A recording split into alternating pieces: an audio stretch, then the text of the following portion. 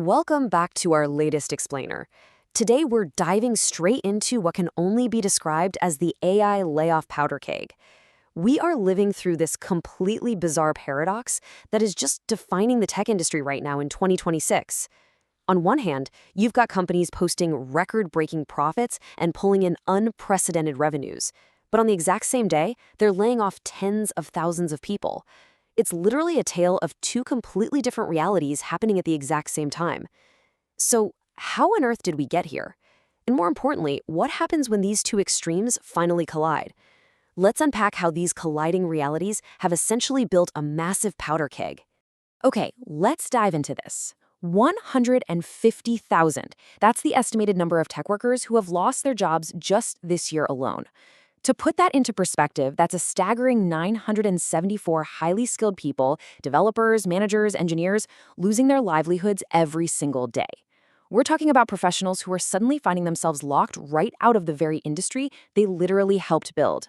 But, okay, in stark contrast to those massive job losses stands this unfathomable number, $2.1 trillion. That is the market cap SpaceX hit following its recent blockbuster IPO.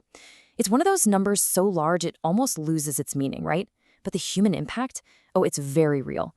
That single financial event turned Elon Musk into a paper trillionaire and minted an estimated 4,400 new millionaires, plus around 400 centimillionaires literally overnight. Talk about visual whiplash. You've got mass unemployment on one side of the street, and this historical once-in-a-century wealth generation happening right across the exact same street. And the thing is, this momentum, it's only accelerating. We're currently seeing a 44% increase in the pace of layoffs compared to last year. Just last month, cuts hit a two-year high of nearly 40,000. And if you read through all these corporate announcements across every single industry, there is one specific word being officially blamed for the third month running: AI. The official corporate narrative here is perfectly captured by Jack Dorsey.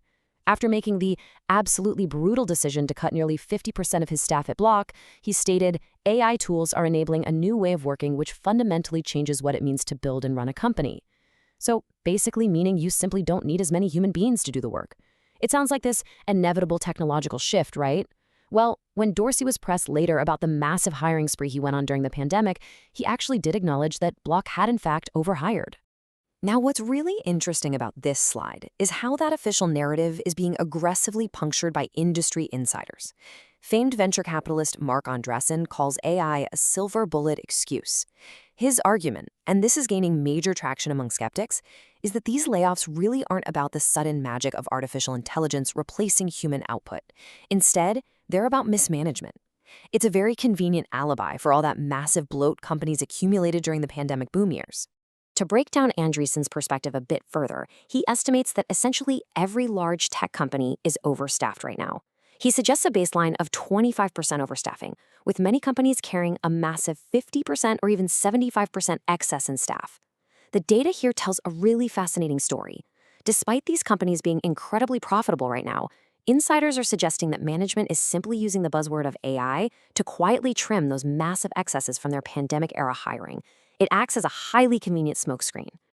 But we have to shift gears here for a second, because the other extreme of this paradox is equally mind-blowing. While tens of thousands of workers are being shown the door and told AI is the reason, the AI boom itself is minting an entirely new class of ultra-wealthy insiders. We aren't just talking about companies getting richer. We are talking about a highly concentrated, select few individuals experiencing wealth materializing on a scale that's genuinely hard to even comprehend. Take this, for instance, $67 billion. That was the market cap for the AI chipmaker Cerebras Systems after closing its very first day on the NASDAQ, up 68% from its IPO price. It was literally the largest U.S. tech IPO since 2020.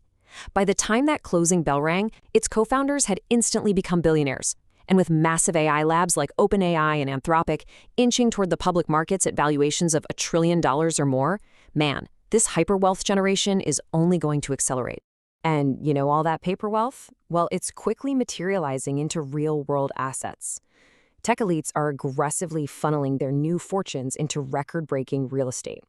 Out in San Francisco, which is obviously the epicenter for these big AI labs, high-end homes are routinely selling for millions of dollars way over the asking price. And down in Miami, the real estate frenzy is hitting heights that are genuinely shocking.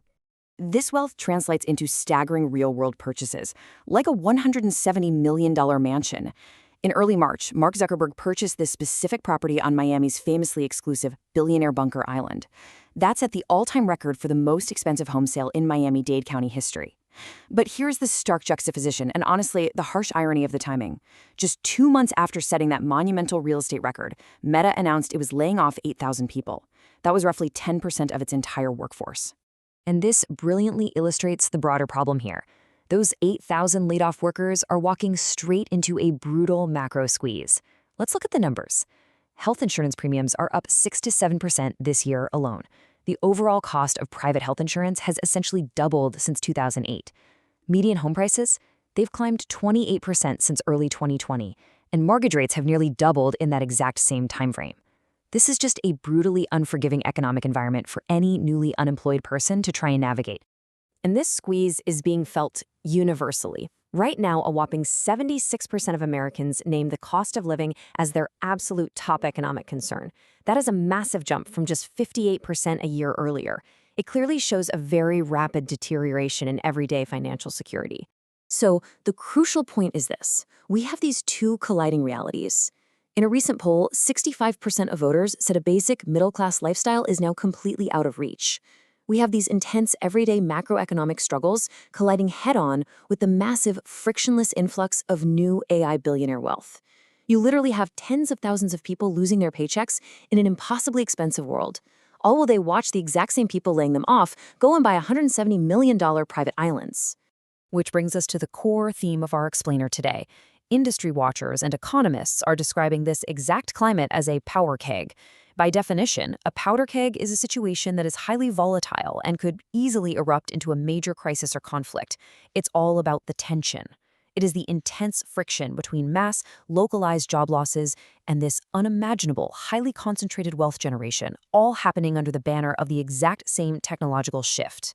Let's move to and see how this builds historically, because we do have a precedent for what happens when a wealth divide gets this wide this fast. If we look back at the 2008 timeline, it started with loose lending and over-the-top risk-taking. That led directly to a massive financial crisis where the banks that caused it were bailed out. Meanwhile, millions of everyday people lost their jobs and their homes in the Great Recession. And what was the result? Well, 3 years later, in 2011, that localized anger crystallized into the massive Occupy Wall Street movement. But the situation today might actually be even more volatile.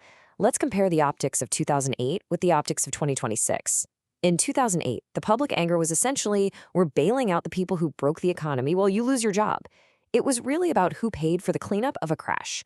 But in 2026, there is no crash. Tech companies are highly profitable. So the optics today are far more direct. The message feels like we're getting richer than ever off the very tech we're using to replace you.